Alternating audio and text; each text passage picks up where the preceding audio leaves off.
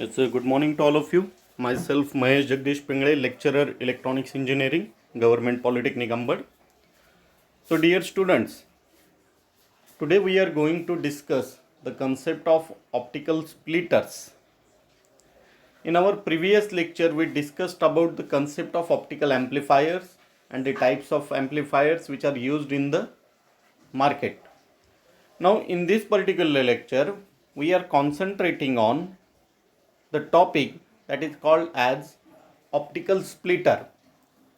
So first of all, we must know that what exactly there is a need of splitter. म्हणजे जर मी हा optical splitter हा शिकत असेल तर मला सगळ्यात आधी हे महत्त्वाचं माहिती पाहिजे मुद्दा की ऑप्टिकल स्प्लिटरची गरज काय आहे, कशासाठी ऑप्टिकल स्प्लिटर्स वापरतात. तर डिअर स्टुडंट्स, एक सगळ्यात महत्त्वाची गोष्ट स्प्लिटरच्या बाबतीत ही लक्षात घ्यायची की जिथं तुम्हाला एनर्जी ही डिवाइड करायची असते, म्हणजे एकाच लाईनमधून जाणारी एनर्जी दोन लाईनमधून पाठवायची असते. एकाच ऑप्टिकल फायबरमधून जाणारी ऑप्टिकल एनर्जी जेव्हा तुम्हाला दोन वेगवेगळ्या ऑप्टिकल फायबर्समध्ये पाठवायची असते त्यावेळेस आपल्याला स्प्लिटर हा वापरावा लागतो. त्याच्यामुळं ऑप्टिकल स्प्लिटर हा ऑप्टिकल एनर्जी ही डिवाइड करत असतो असं म्हणलं तरी हरकत नाही. म्हणजे दोन वेगवेगळ्या रूटमध्ये ऑप्टिकल एनर्जी डिवाइड करण्याचं काम हा ऑप्टिकल स्प्लिटर करत असतो. त्याच्यामुळं ह्याची डेफिनेशन लिहित असताना आपण असं म्हणतो, an optical splitter is a passive device which can split an input into two or more output at shown in figure. आता इथं तुम्हाला डायग्राम दिसतंय बघा. या डायग्राममध्ये आपण बघतो की एक ऑप्टिकल फायबर आहे, त्याला इनपुट आपण म्हणूयात, आणि त्या ऑप्टिकल फायबरचं कनेक्शन आपण ॲज अ इनपुट त्या ऑप्टिकल स्प्लिटरला देतो. आता हा स्प्लिटर असा डिव्हाइस आहे की ज्याला एक इनपुट आहे आणि दोन आउटपुट आहेत. तुम्हाला डायग्राममध्ये दिसतच असेल की ऑप्टिकल स्प्लिटरला इथे एक इनपुट आहे आणि दोन आउटपुट आहेत. मग जी काही एनर्जी तुम्ही त्या पहिल्या इनपुटला देता, म्हणजे ऑप्टिकल फायबरमार्फत जी ऑप्टिकल एनर्जी तुम्ही इनपुटला देता, ती ऑप्टिकल एनर्जी किंवा त्याचा जो काही ऑप्टिकल एनर्जीचा बीम आहे तो दोन वेगवेगळ्या आउटपुटमध्ये एनर्जी स्प्लिट करतो. म्हणजे इथं जर तुम्हाला आउटपुट 1 आणि आउटपुट 2 असं मी जर ह्याचं लेबलिंग केलं तर तुम्हाला असं लक्षात येईल की इनपुटला दिलेली एनर्जी आउटपुटला स्प्लिट होऊन मिळते. दोन वेगवेगळ्या ह्याच्यामध्ये मार्गामध्ये ती आपल्याला स्प्लिट करता येऊ शकते. त्याच्यामुळं ऑप्टिकल फायबरमध्ये हा स्प्लिटर फार महत्त्वाचा रोल प्ले करतो. बऱ्याच वेळेस आपल्याला अशी गरज भासते की ती एनर्जी दोन वेगवेगळ्या मार्गाला आपल्याला पाठवायची असते. मग एकाच ऑप्टिकल फायबरमधून येणारी एनर्जी दोन वेगवेगळ्या डायरेक्शनला कशी पाठवायची किंवा तिला स्प्लिट कसं करायचं असा प्रश्न जेव्हा आपल्यासमोर येतो तेव्हा आपण हा ऑप्टिकल स्प्लिटर वापरतो. त्याच्यामुळे नेहमी लक्षात घ्या, ऑप्टिकल स्प्लिटर असा पॅसिव्ह डिव्हाइस आहे जो ऑप्टिकल एनर्जी एकापेक्षा जास्त, म्हणजे दोन किंवा दोनपेक्षा जास्त मार्गांमध्ये त्याचं स्प्लिटिंग करू शकतो. आता इथं आपण सिम्प्लिसिटीसाठी फक्त दोन आउटपुट दाखवलेले, दोनपेक्षा जास्तही कदाचित आउटपुट असणारे स्प्लिटर्स हे मार्केटमध्ये अवेलेबल असू शकतील, right. So, a fiber optic splitter are used when the light beam transmitted in a network needs to be divided into two or more light beams. It is a passive device because the splitter does not generate any power nor it requires the power. हा सगळ्यात महत्त्वाचा मुद्दा आहे. काय ह्या optical स्प्लिटरला आपल्याला passive म्हणायचं आहे? कारण पॅसिव्ह डिव्हाइसेसच्या बाबतीत डेफिनेशन लिहित असताना आपण असं लिहितो की पॅसिव्ह डिव्हाइसेस असे डिव्हाइसेस आहेत की ज्याला एक्सटर्नल पॉवर सप्लायची गरज नसते किंवा एक्सटर्नल पॉवर सप्लाय तो तयारही करत नाही, कुठल्याही पद्धतीची पॉवरही तो तयार करत नाही. हा ॲक्टिव्ह डिव्हाइसेसमध्ये मात्र आपल्याला एक्सटर्नल पॉवर सप्लाय जोडावा लागतो. पॅसिव्ह डिव्हाइसेसच्या बाबतीत मात्र इथं कोणतीही पॉवर जनरेटही होत नाही आणि ह्याचं फंक्शनिंग करण्यासाठी एक्सटर्नल पॉवर लागतसुद्धा नाही. त्याच्यामुळं it does not contain any electronic component, म्हणजे ह्या स्प्लिटरमध्ये कोणताही तुम्हाला सेमीकंडक्टर कंपोनंट हा आढळणार नाही. त्याच्यामुळं जर तिथं सेमीकंडक्टर कंपोनंटच नसेल किंवा कुठला इलेक्ट्रॉनिक कंपोनंटच नसेल तर कुठल्याही पद्धतीचा करंट जनरेट होणार नाही, कुठलीही पॉवर तयार होणार नाही, कुठलं व्होल्टेज जनरेट होणार नाही. हा टोटली पॅसिव्ह डिव्हाइस आहे जो फक्त ऑप्टिकल एनर्जी इनपुटला घेतो आणि किती नंबर ऑफ आउटपुट्समध्ये तुम्हाला आउटपुट पाहिजे तेवढ्या नंबर ऑफ आउटपुट्समध्ये तो ते आउटपुट स्प्लिट करून देतो. राईट. आता ह्या ऑप्टिकल स्प्लिटरला किंवा फायबर ऑप्टिक स्प्लिटरला अजून एक नाव आहे, ह्याला म्हणलं जातं बीम स्प्लिटर. आता हा बीम हा शब्द इथं जो वापरलेला आहे हा ऑप्टिकल बीम ह्या संदर्भाने वापरलेला आहे. त्याच्यामुळं ऑप्टिकल स्प्लिटरमध्ये आपण इथं जेव्हा बघतो तेव्हा जो ऑप्टिकलचा बीम आहे तो एकापेक्षा जास्त किंवा दोनपेक्षा जास्त बीम्समध्ये स्प्लिट झालेला दिसतो. हा आपलं टोटली कन्सेप्ट आहे ऑप्टिकल स्प्लिटरचा. ही डेफिनेशन आपण बघितली, त्याचं वर्किंग प्रिन्सिपल बघितलं. आता मार्केटमध्ये कोणकोणते ऑप्टिकल स्प्लिटर्स अवेलेबल आहेत हा थोडासा पार्ट आपण शिकून घेऊ. So there are 2 types of splitters available in the market. So optical splitters can be divided into 2 types. The first it is called as fused biconic tapered splitter. Short form मध्ये त्याला म्हणलं जातं FBT splitter.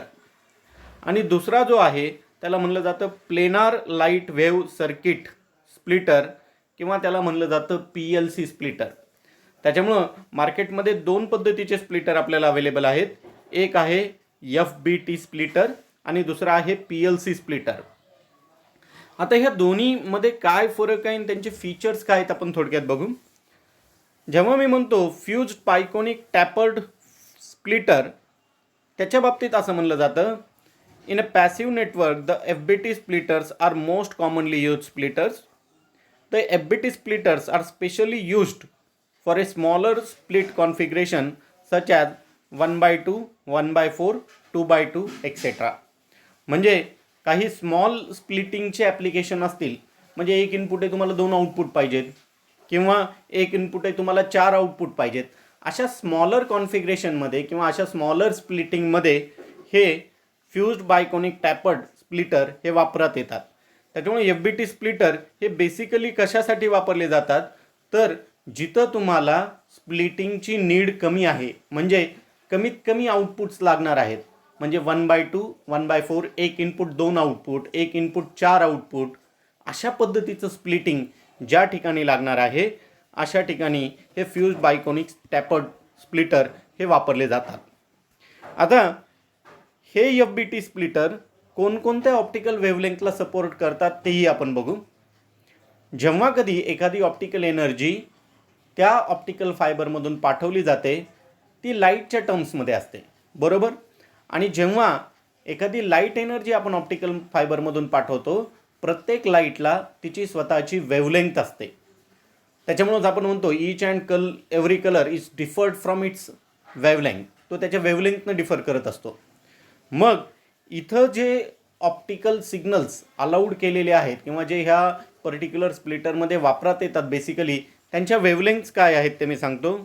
850 nanometre, 850 nanometre, 1310 nanometre, 1310 nanometre किंवा 1550 nanometre, 1550 nanometre एवढ्या wavelength असणारे optical information किंवा signal आपण ह्या फ्यूज्ड बायकोनिक टॅपर्ड स्प्लिटरमधून पाठवू शकतो. आता हे झालं तुमचं FBT स्प्लिटरच्या बाबतीत. आता आपण बघूयात planar light wave circuit splitter हे काय काम करतात आणि त्याचे फीचर्स काय आहेत. FBT स्प्लिटरपेक्षा ॲडव्हान्स टेक्नॉलॉजी ही ह्या PLC स्प्लिटरमध्ये आहे. त्याच्यामुळं PLC is an advance technology for a larger application. It offer a better solution. आता आधीच्या ह्याच्यामध्ये फरक काय बघा. आधीच्या ह्याच्यामध्ये स्मॉलर स्प्लिटिंगचं ॲप्लिकेशन असेल तर FBT वापरणार, पण जिथं आपल्याला मल्टिपल आउटपुट्स पाहिजेत म्हणजे 10, 12, 15, 18 अशा पद्धतीचं मल्टिपल आउटपुट्स पाहिजेत अशा ठिकाणी तुमची ही ॲडव्हान्स टेक्नॉलॉजी वापरात येते ज्याला म्हणलं जातं planar light wave circuit splitter. त्याच्यामुळं planar light wave circuit splitter हे कुठं वापरले जातात जिथं सिग्नलचं मल्टिपल आउटपुट आपल्याला पाहिजे आहे. मग हे स्प्लिटर किती वेव्हलेंथवर ऑपरेट होतात? बेसिकली अशा पद्धतीचे स्प्लिटर हे 1260 नॅनोमीटर ते 1620 नॅनोमीटर ह्या रेंजमध्ये ॲप्लिकेबल आहेत. म्हणजे याचा अर्थ काय? 1260 नॅनोमीटर ते 1620 नॅनोमीटर ह्या ऑप्टिकल वेव्हलेंथचं स्प्लिटिंग हे PLC स्प्लिटर, ज्याला म्हणलं जातं planar light wave circuit splitter, हे परफेक्टली करतात. त्याच्यामुळे दोन्ही टाईप्स आपल्याला कळाले, दोन्हीमधला फरक आपल्याला कळाला की जेव्हा एक ऑप्टिकलचा बीम 2 किंवा 4 बीममध्ये आपल्याला स्प्लिट करायचा आहे, डिवाइड करायचा आहे, त्यावेळेस फ्यूज्ड बायकोनिक टॅपर्ड स्प्लिटर वापरतो. आणि त्याच्याही पेक्षा जास्त जर स्प्लिटिंगची गरज असेल तर आपण planar light wave circuit PLC वापरतो. आता ह्या पर्टिक्युलर स्प्लिटरचे फीचर्स आपण समजावून घेऊ. 9 फीचर्स ह्या पर्टिक्युलर पुस्तकामध्ये त्यांनी मेन्शन केलेले आहेत तुमच्या टेक्स्टबुकमध्ये. पहिलं फीचर तो सांगतो काय ते बघा. It can split or combine light with minimal losses. म्हणजे जेव्हा कधी ही एनर्जी स्प्लिट होत असते किंवा एका इनपुटपासून जास्त आउटपुट तयार होत असतात, त्यावेळेस जे तयार होणारे लॉसेस असतात हे कमीत कमी असावेत ही काळजी घेतली जाते. त्याच्यामुळं ह्या स्प्लिटरचं फीचरच ते आहे की मिनिमम लॉसमध्ये सिग्नल हा तुमचा स्प्लिट होतो. आता ह्यांनी अपोजिट फंक्शनही सांगितलेलं आहे, combine the light. Combine the light याचा अर्थ काय? 2 लाईट एकत्र करून एका ऑप्टिकल फायबरमधून पाठवणे. तर त्याही वेळेस अशा पद्धतीचे जर कंबाईनिंग ऑफ लाईटचे ॲप्लिकेशन असतील तरीही हे स्प्लिटर कमीत कमी लॉसेसमध्ये त्याचं ॲडिशन किंवा स्प्लिटिंग, कंबायनिंग किंवा स्प्लिटिंग हे करत असतात. राईट. आता सेकंड फीचरच्या बाबतीत आपण बोलूयात. सेकंड फीचर काय म्हणतोय?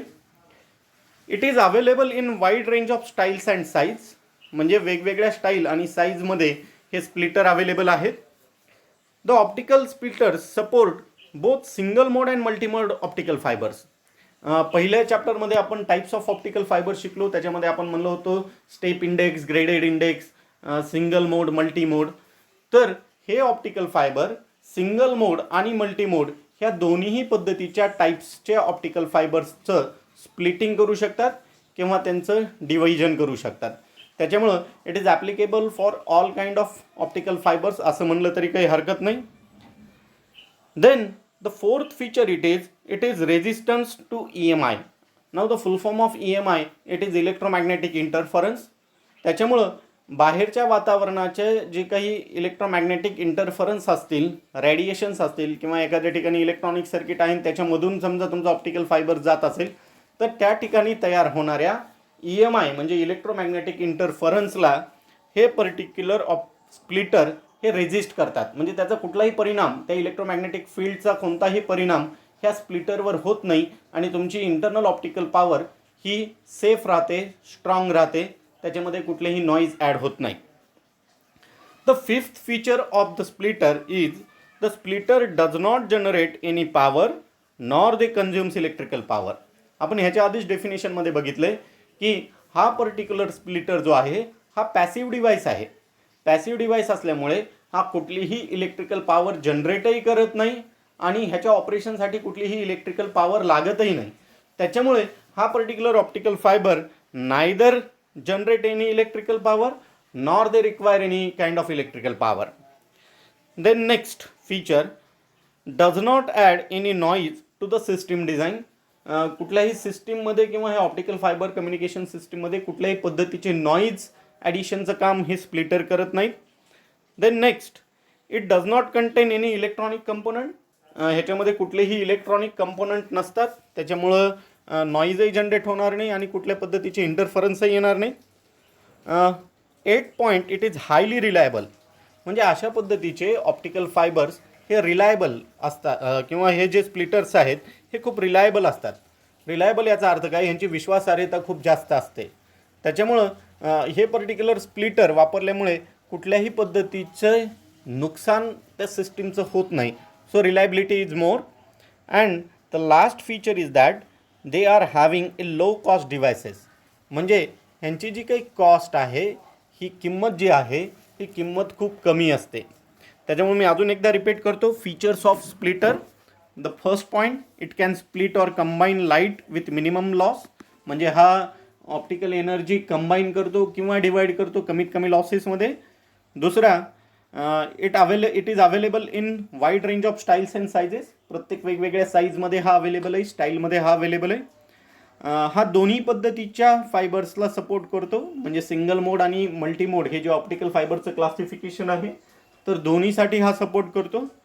तिसरं, हा इलेक्ट्रोमॅग्नेटिक इंटरफेरन्ससाठी खूप रेझिस्टन्स देतो. म्हणजे इलेक्ट्रोमॅग्नेटिक इंटरफरन्सचा प्रभाव ह्या पर्टिक्युलर स्प्लिटरवर होत नाही. हा स्प्लिटर एनर्जी तयारही करत नाही आणि तो वापरतही नाही. त्याच्यामुळे तो पॅसिव्ह आहे completely. Does not add any noise to the system design. कुठल्याही पद्धतीचे नॉईज तो सिस्टीममध्ये ॲड करत नाही. It does not contain any electronic component. ह्याच्यामध्ये कुठलाही इलेक्ट्रॉनिक कंपोनंट नसतो. It is highly reliable. ह्याची विश्वासार्हता खूप जास्त आहे. And it is a low cost device. ह्याची किंमत खूप कमी आहे. आता हे स्प्लिटरचे जर फीचर्स आपल्याला लक्षात आले असतील, so let us have a look over the applications of splitter. Applications of splitter explain करताना ह्या पुस्तकामध्ये असं म्हणलेलं आहे, it is used in fibre optic communication. Optical fibre कम्युनिकेशनमध्ये असे स्प्लिटर वापरात येतात. दुसरं, लोकल एरिया नेटवर्क म्हणजे लॅन, ह्याच्यामध्ये सुद्धा हे स्प्लिटर्स वापरता येतात. केबल टेलिव्हिजन सिस्टम किंवा कम्युनिटी अँटेना टेलिव्हिजन सिस्टम याच्यामध्ये ह्या पद्धतीच्या स्प्लिटरचा वापर होतो. म्हणजे CATV सिस्टीममध्ये आपण वापरतो community antenna television system. Then आता जी रिसेंट मार्केटमध्ये सिस्टीम वापरलेली आहे की ज्याच्यामार्फत तुमचं टेलिव्हिजनचं signal as well as internet provide केलं जातं, that is fiber to the home system. ह्याच्यामध्ये सुद्धा हे स्प्लिटर्स वापरले जातात. So FTTH is one of the application of the splitter. Passive optical network म्हणजेच PON मध्ये सुद्धा हे स्प्लिटर्स वापरले जातात. एखाद्या ठिकाणी ऑप्टिकल फायबरची टेस्टिंग करायची असेल तर अशा टेस्ट इक्विपमेंटमध्ये सुद्धा हे स्प्लिटर वापरात येतात. And maintenance of long haul नेटवर्क्समध्ये सुद्धा ह्यांचा वापर होतो. Now the advantages of splitter. ह्यांचे काय काय ॲडव्हान्टेजेस आहेत ते बघू. The FBT splitter provides low cost, common materials such as quartz substrate, stainless steel, fiber, etc. FBT splitter offers adjustable splitting ratio. Third, the losses in the PLC splitter are not sensitive to the wavelength. Fourth, the PLC provides high spectral uniformity. The PLC splitters are compact in size. It supports for both modes, single mode and multi-mode optical fibers. Do not need external power supply because they are passive in nature, and these splitters are highly reliable. Now let us have a look over the disadvantages of splitters. The losses in FBT splitter are wavelength dependent. It is one of the disadvantages. Means whenever some losses occurs in FBT splitter, they will depend on the wavelength. If the wavelength is different, the losses are different. FBT splitter offers poor spectral uniformity and temperature sensitive.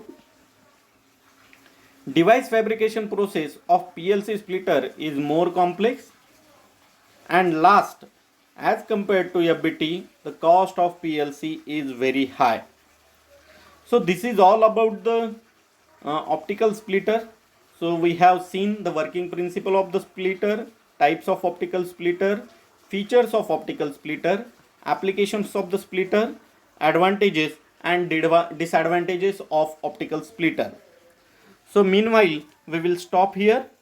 Hope all of you understand the concept of optical splitter. In our next lecture we are concentrating on the optical switches. So that's why meanwhile we will stop here. So thank you very much.